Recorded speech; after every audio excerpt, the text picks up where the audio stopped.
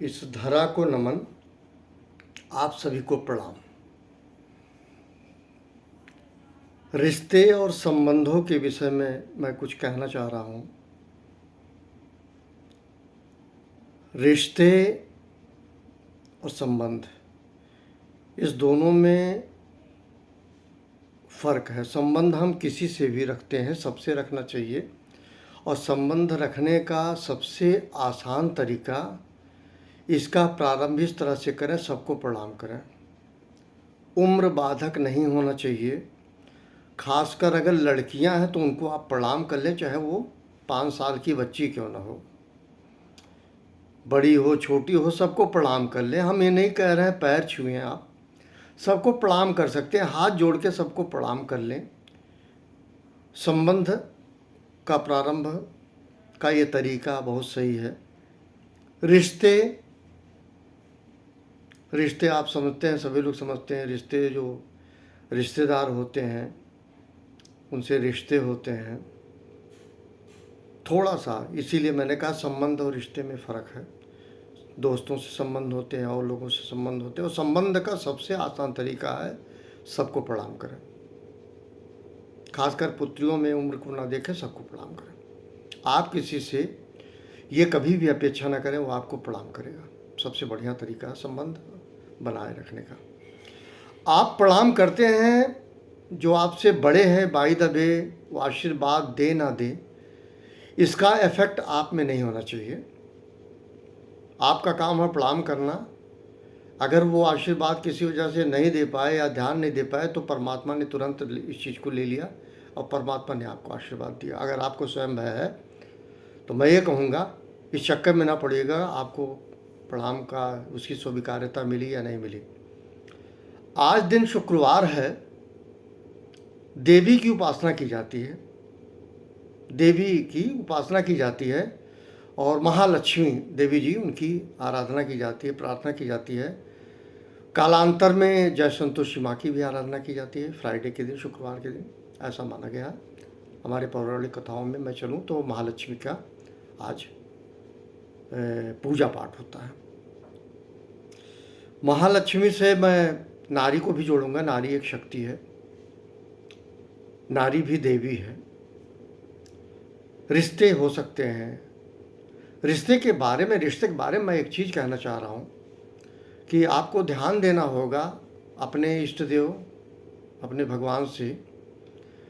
रिश्तों में बहुत ज़्यादा प्रचार प्रसार नहीं करना चाहिए। मैं सुनता हूँ ये मेरी पत्नी है, पत्नी कहती है मेरा पति है, इससे लगता है एक दूसरे की प्रॉपर्टी है और दोनों ने कमाया है। उसने पति को कमाया, पति ने पत्नी को कमाया। नर नारी के बीच के संबंधों की मैं बात करना चाह रहा हूँ, ज़्यादा नहीं करूँगा। शंकर भगवान पार्वती को देख लीजिए, राम को सीता को देख लीजिए, भगवान कृष्ण को रुक्मणी को देख लीजिए। रुक्मणी तो कहीं है भी नहीं, राधा अमर हो गई। राधा जो है आज भी कृष्ण भगवान के साथ है। त्रेता और द्वापर की बात थी, सतयुग की भी बात मैंने की। तो एक शब्द है जो लोग ला किए होंगे, जो वकील साहब लोग होंगे, वो ये है perfect mutual love and affection. अगर आप पत्नी में ढूंढ रहे हैं तो मैं कुछ नहीं कहूँगा। पत्नी अगर पति में ढूंढ रही है तब भी मैं कुछ नहीं कहूँगा, क्योंकि पति पत्नी में लागू नहीं होता है। ये समझौते पे आधारित एक रिश्ता है जिसमें एक लड़के की लड़की से शादी होती है, दोनों मिलते हैं, संतान की उत्पत्ति होती है जिससे उनको माता पिता का दर्जा मिल जाता है। ये एक प्रक्रिया है। लेकिन यहाँ perfect mutual love and affection नहीं होता। यदि होता भी है तो आपने सुना होगा या जानते भी होंगे या आपने महसूस किया होगा कि वो होता है माँ बेटी बेटा, माँ बेटी बेटी के अलावा बेटी बेटे का पिता से। ये perfect mutual love and affection हो सकता है। फिर भी मैं कहूँगा, फिर भी वैचारिक मतभेद होता है आगे चल के लालन पालन के बाद। लेकिन उस पॉइंट को मैंडेटरी नहीं लिया जाना चाहिए। पति पत्नी के रिश्ते समझौता के रिश्ते हैं, ये perfect mutual love and affection के नहीं हो सकते। यदि कोई है तो मैं उसको प्रणाम करता हूँ, उसको नमन करता हूँ, और दीर्घ काल में उसको इस बात का एहसास होगा जो मैं कह रहा हूँ। ये रिश्ते समझौते के होते हैं, ये रिश्ते रोमांस के होते हैं, ये रिश्ते प्यार मोहब्बत के नहीं होते डियर। इस बात को अच्छी तरह से समझ लीजिए। तरुण सागर जी जैन के उन्होंने कहा था कि पति की परिभाषा दिया है पत्नी के लिए,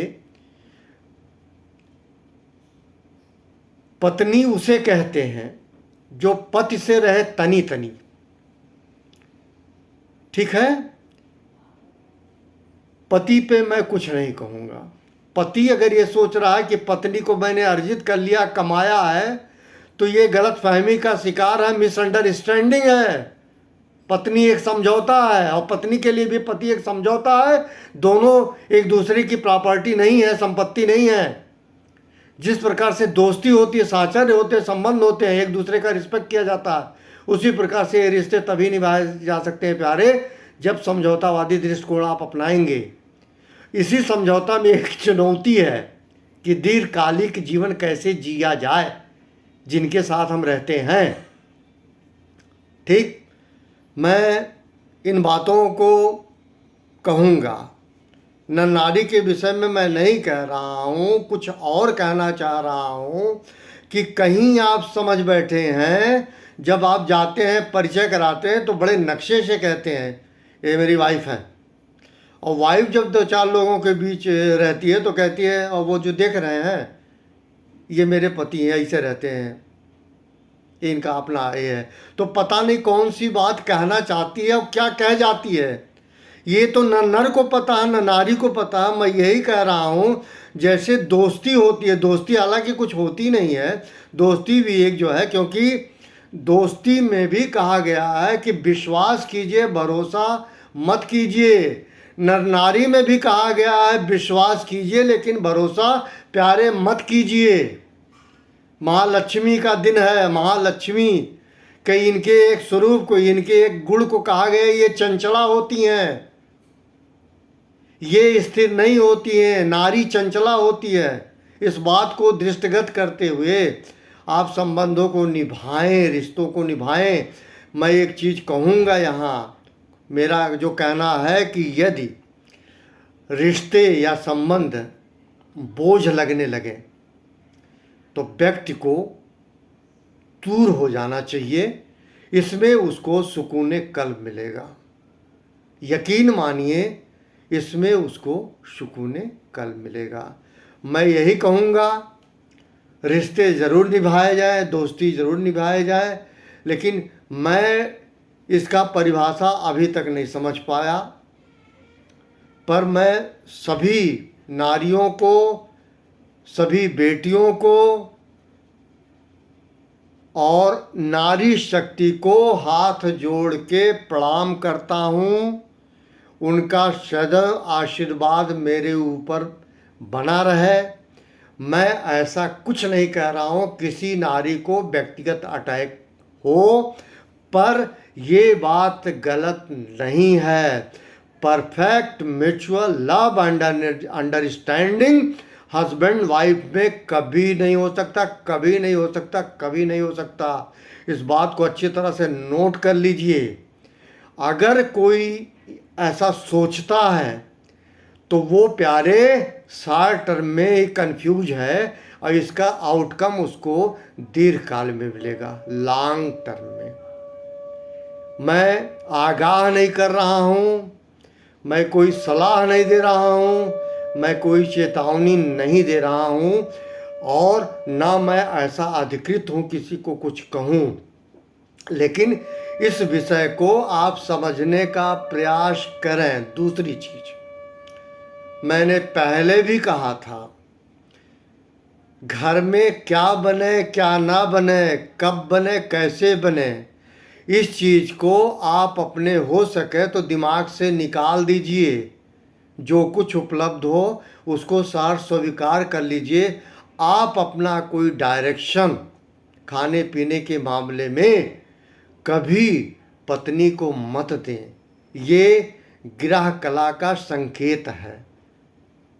पहले भी मैंने एक बात कही थी, कई लोगों ने कहा है, अरुण जैमिनी साहब ने कहा है, शैलेश लोढ़ा जी ने कहा है, और कई लोगों ने कहा है इस बात को कि कभी भी आप अपनी कोई इच्छा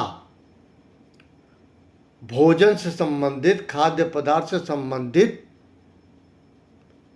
व्यक्त मत करें, प्रकट मत करें, क्योंकि आपका प्रकटीकरण इस बात का उद्योतक है।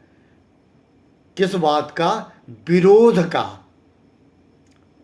डिफरेंस ऑफ ओपिनियन का, असहमति का, असंतोष का, गृह कलह का, और क्या क्या न जाने होता है। इस बात का ध्यान रखिए। लोग कहते हैं Sunday is the day of entertainment. मैं कहता हूँ हर दिन आपका इंटरटेनमेंट का होना चाहिए, बशर्ते आप अपनी अपेक्षाएं प्रकट मत करें। अगर आप पराधीन हैं तब भी प्रकट न करें, इसको ईश्वर पे छोड़ दें कि ईश्वर की मर्जी है। अगर मेरे हाथ पैर, भगवान न करे, मैं अपाहिज हो जाऊं या कुछ मुझे हो जाए, तो इसका कतई मतलब नहीं है किसी को इमोशनल आप ब्लैकमेल करें। ये ठीक नहीं है। बल्कि ये समझ लीजिए प्रकृति ने मुझे अपने कर्मों की सजा का उपहार दिया है। उस उपहार को चूमने की कोशिश कीजिए। सबने कहा है कर्मों का फल भोगना पड़ता है सबको। कोई क्रेडिट डेबिट अलग नहीं होता, यही आपका क्रेडिट डेबिट होगा। Thank you very much. सबको प्रणाम।